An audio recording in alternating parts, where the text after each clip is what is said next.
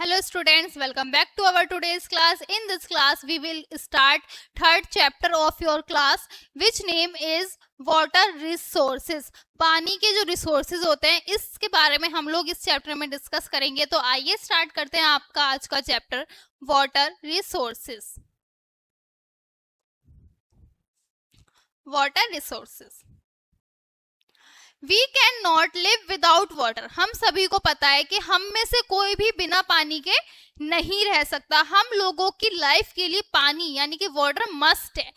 Water is essential for drinking, washing, irrigating fields, producing electricity ETC. जो हम पानी होता है वो काफी सारी तरह से हम लोगों की हेल्प करता है, हमारी लाइफ को इजी बनाता है, हमारी लाइफ को सुचारू बनाता है. हम वाटर का जो मेनली जो प्रयोग करते हैं वो कैसे करते हैं. पानी पीने के लिए हमको पानी चाहिए ही चाहिए. बिना पानी के जीवन संभव ही नहीं है. वॉशिंग, किसी भी चीज को धोने के लिए हम लोग किसका यूज करते हैं? सिर्फ और सिर्फ पानी का यूज करते हैं. ऐसा कोई लिक्विड नहीं है जो पानी के अलावा जिसको हम पानी के अलावा यूज कर सकें.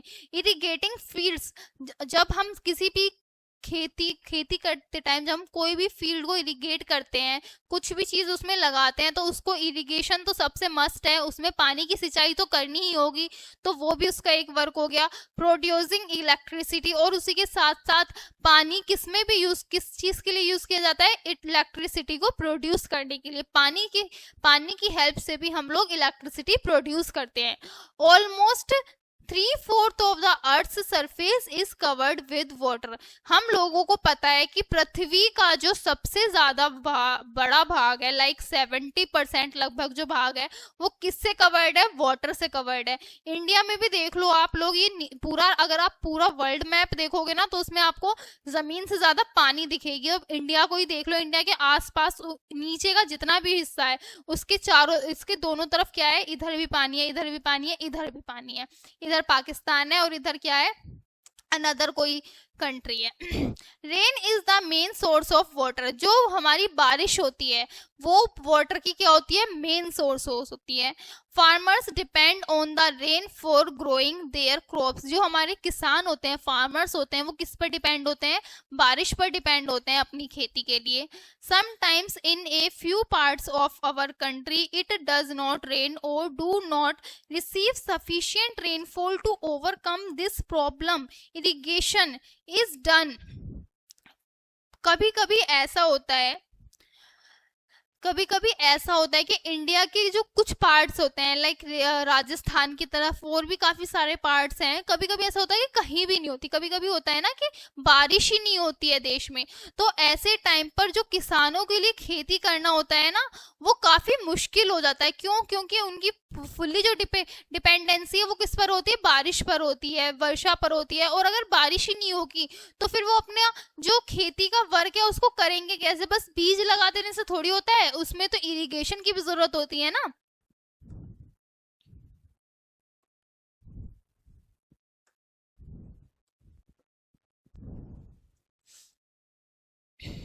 Country it does not rain or do not receive sufficient rainfall to overcome this problem, irrigation is done. Our government is taking several initiatives to reduce our dependence of rain water. हमारी जो government है, हमारी जो सरकार है, वो लगातार काम कर रही है जिससे कि हम हमारी जो वाटर पर डिपेंडेंसी है, हम जो पानी पर इतने डिपेंड रहते हैं, वो कम कर सके. Sources of water. अब हम किसके बारे में डिस्कस करेंगे? Sources of water. पानी के सोर्सेस क्या क्या होते हैं? हम लोगों को पानी कैसे कैसे प्राप्त होता है, किन किन जगहों से प्राप्त होता है?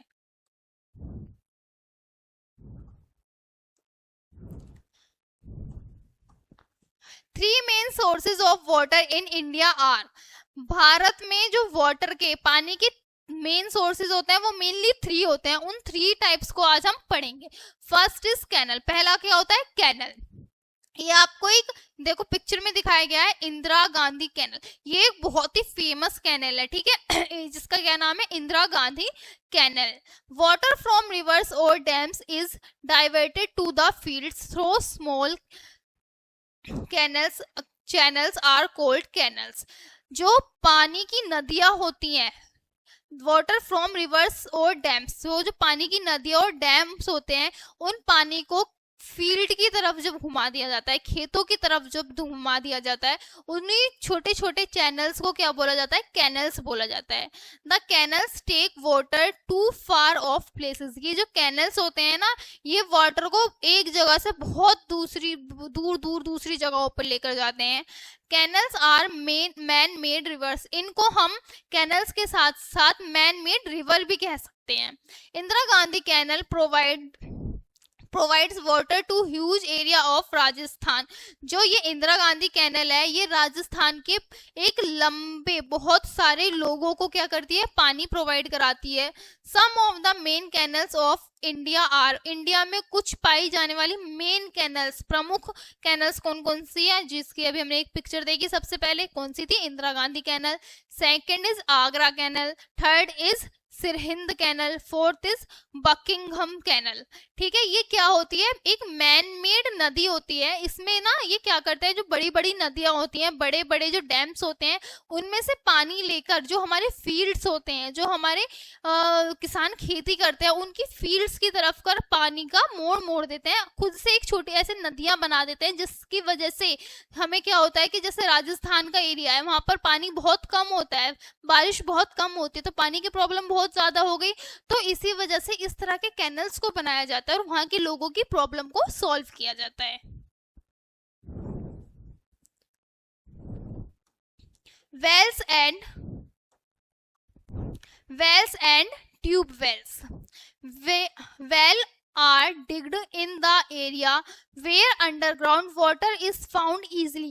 जो वेल होती है वो मोस्टली ऐसी जगहों पर खोदी जाती है जहां पर जमीन में पानी बहुत आसानी से मिल जाता है।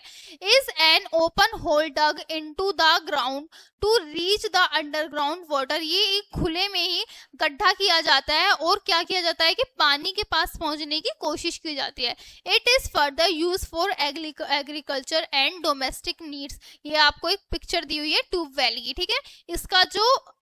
इसका जो उपयोग है, ये मोस्टली किस चीज के लिए किया जाता है, एग्रीकल्चर के लिए, और जो हमारे डोमेस्टिक यूजेस होते हैं उनको फिल करने के लिए इन ट्यूबवेल्स वगैरह का यूज किया जाता है। देखो जैसे ये ट्यूबवेल बना रखी है, इसमें क्या कर रखा है, यहाँ पर एक गड्ढा कर रखा है जमीन में, और उस गड्ढे को उन्होंने वहां तक किया है जहां तक उनको पानी नहीं दिखाई दिया। जहां पानी दिखाई दे दिया वहां मोटर लगा दी और ये एक ऐसी ट्यूबवेल बना दी। Tubewell, when the underground water is very deep then a very deep hole is digged। देखो ट्यूबवेल और वेल में ना एक अंतर होता है। ये तो होगी हमारी ट्यूबवेल, और वेल होती है, आप लोगों ने देखा होगा ना, कुएं जो होते हैं उनमें जो होता है ना, नीचे तक छेद किया जाता है और उसके चारों तरफ एक बाउंड्री कर दी जाती है और फिर उसमें बाल्टी से पानी खींचा जाता है, उसको क्या बोला जाता है, वेल बोला जाता है। और इसी तरह से ट्यूबवेल भी होती है।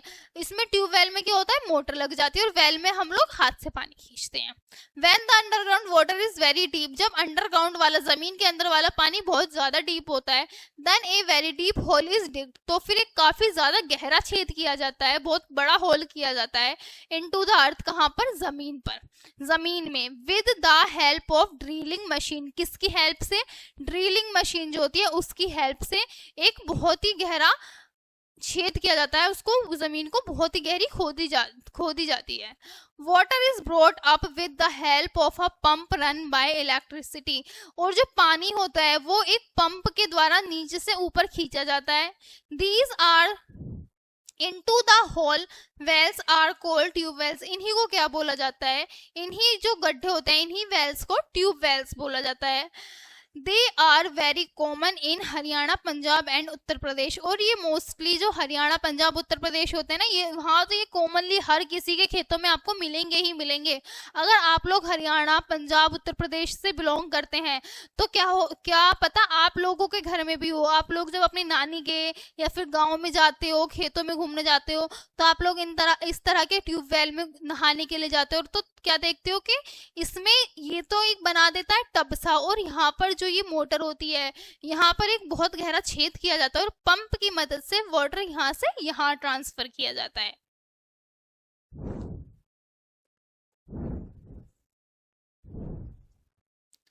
नेक्स्ट है हमारा टैंक। अब हमारा टैंक क्या होता है, it is difficult to dig land in the south and because the land is uneven and rocky. अब ऐसा तो है नहीं कि आप हर जगह जमीन में छेद करो और पानी निकाल लो, कुछ जगह ऐसी भी होती है जहां पर पानी बहुत कम मिलता है और दूसरी बात वहां पर छेद करना, ऐसे गड्ढे करना बहुत मुश्किल है। तो इसी के लिए हम लोग उस जगहों पर किन का यूज करते हैं, टैंक का यूज करते हैं। लाइक हमारी जो साउथ की जो जमीन है वहां पर छेद करना तो इम्पॉसिबल है, क्यों, क्योंकि वहां की जो लैंड है, वहां की जो जमीन है वो काफी ज्यादा अनइवन है और रोकी है, यानी कि पहाड़ी जैसे पहाड़ मतलब बहुत ही पत्थर की जैसी जमीन है, उसमें छेद नहीं किया जा सकता। Rain water is collected in natural hollows, tanks and ponds. Tanks are commonly used in Tamil Nadu, Karnataka and Andhra Pradesh. तो इन जगहों पे क्या किया जाता है, जो हमारा बारिश का पानी है उनको पॉन्ड्स में या फिर टैंक्स में क्या कर, बड़े बड़े टैंक बनाकर, बड़े बड़े पॉन्ड्स बनाकर क्या कर लिया जाता है, उस बारिश के पानी को एक जगह इकट्ठा कर लिया जाता है। और ये जो हमारे टैंक्स हैं ये कॉमनली कहाँ पर पाए जाते हैं, मोस्टली लाइक तमिलनाडु में, कर्नाटका में और आंध्र प्रदेश में। जो मोस्टली वहां पर वाटर का रिसोर्स है वो क्या है, tank. Information: in some places underground water comes to the surface in the form of natural springs in some areas. और आपने कुछ जगह देखी होंगी, कुछ जगहों पर से जो अंडरग्राउंड वाटर होता है ना, जो पानी में से निकलने वाला जमीन में से निकलने वाला पानी होता है वो बिना छेद किए भी निकलता है ऐसे एक वाटरफॉल की तरह, तो उसको क्या बोला जाता है, natural resource, natural springs in some areas. अब नेक्स्ट है हमारा डैम्स। अब हमारे डैम्स क्या होते हैं, It is built across the river to check the flow of water। ये कहाँ बनाया जाता है, जो हमारी बड़ी बड़ी रिवर्स होती हैं उनके आसपास बनाया जाता है, किस लिए, जो उनका फ्लो होता है उसको चेक करने के लिए। It acts as a reservoir, ये किसकी तरह एक्ट करता है, एक रिजर्वर की तरह एक्ट करता है। टू सप्लाई वाटर, किस लिए, जिससे कि वो वाटर को सप्लाई करता है। The stored water is allowed to fall from a high to produce electricity. जो हमारा कलेक्टेड वाटर होता है वो वाटर को हम लोग कलेक्ट कर लेते हैं और फिर एक साथ उसको एक बहुत ऊंची सी जगह से नीची सी जगह पर क्या कर दिया जाता है, छोड़ दिया जाता है। ये आपको एक पिक्चर दी हुई है ना, ये काफी बड़ी नदी है, ठीक है, इसको क्या बोलते हैं, डैम बोलेंगे। और इसके आसपास ऐसी दीवार सी कर देंगे और लाइक एक डैम बना देंगे और फिर उसके बाद जो ये जगह है ना इसमें से क्या करेंगे, पानी को एक साथ छोड़ देंगे। तो वो तो बहुत सारी पावर अपने साथ लेकर निकलेगा पानी। इतना सारे पानी को जब आप एक छोटी सी जगह से, मतलब छोटी नहीं काफी ज्यादा बड़ी जगह होती है लेकिन पानी की क्वांटिटी भी तो बहुत ज्यादा है, उसको जब हम वो एक साथ छोड़ेंगे तो उसमें बहुत ज्यादा पावर होती है, उसी पावर से इलेक्ट्रिसिटी प्रोड्यूस की जाती है। Height produce electricity. This type of electricity is called hydroelectricity। और इसी तरह से जब हम बिजली बनाते हैं, वाटर का यूज करके जब हम बिजली बनाते हैं उसको हम क्या बोलते हैं, उस प्रोसेस को हाइड्रो इलेक्ट्रिसिटी, पानी से बनने वाली बिजली। द हेल्प इन, ये किस चीज में हेल्प करता है हमारी, स्टोरिंग वाटर, इससे हम पानी को स्टोर कर पाते हैं। जनरेशन ऑफ हाइड्रो इलेक्ट्रिसिटी, ये कौन होता है, ऐसे डैम्स जब हम बना देते हैं हमें क्या मिलती है, बिजली मिलती है और इस प्रोसेस को क्या बोला जाता है, हाइड्रो इलेक्ट्रिसिटी। चेकिंग फ्लूट्स, इसके साथ साथ वो पानी के बहाव को भी देखते हैं। और प्रोवाइडिंग इंफ्रास्ट्रक्चर ऑफ फिशिंग, ठीक है। Jawaharlal Nehru, our first prime minister, named dams the temples of modern India। जो हमारे प्राइम मिनिस्टर थे, जवाहरलाल नेहरू, उन्होंने इन डैम्स को क्या नाम दिया, temples of modern India, modern India का मंदिर बताया उन्होंने। The famous dams and places where they are situated are given below। अब नीचे कुछ फेमस डैम्स के नेम दिए गए हुए हैं और उनकी प्लेसेस दिए हुए हैं, जगह दिए हुए हैं। भाखड़ा नागल डैम, ये कहाँ है, सतलुज रिवर पर बना हुआ है ये डैम। कहाँ पर है वो सतलुज रिवर, पंजाब में जो सतलुज रिवर है उसके पास जो डैम बना गया है, उसको बनाया हुआ है, उसको क्या बोलते हैं, भाखड़ा नागल डैम।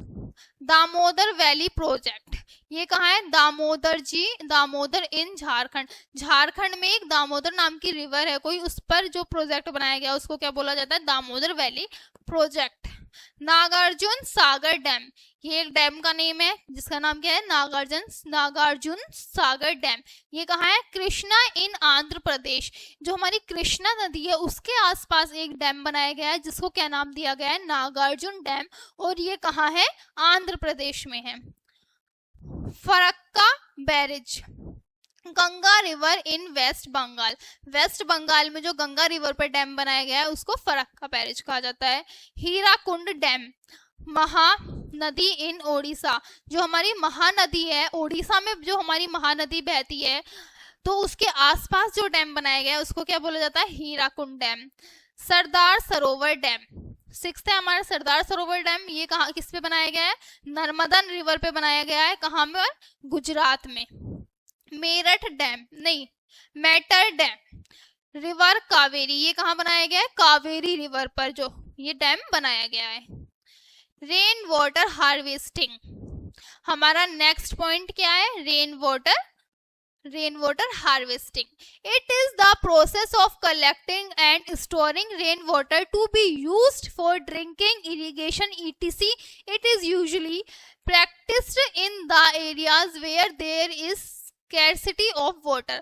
जो रेन वाटर हार्वेस्टिंग होता है इसमें क्या किया जाता है, जो हमारा पानी होता है, जो हमारा बारिश का पानी होता है उसको हम लोग कलेक्ट करते हैं, किसके लिए, पीने के लिए, इरिगेशन के लिए, और धोने के, मतलब कोई भी चीज को साफ करने के लिए अलग अलग जो यूजेस होते हैं वाटर के, उन सबको फिल करने के लिए हम लोग क्या करते हैं, रेन वाटर को कहीं पर स्टोर कर लेते हैं। उसी को क्या बोला जाता है, रेन वाटर हार्वेस्टिंग बोला जाता है। और उसी पानी को हम फिर अपनी जरूरत में लाते हैं और अपनी जरूरतों को पूरी करते हैं। It is usually practice in the areas where there is scarcity of water.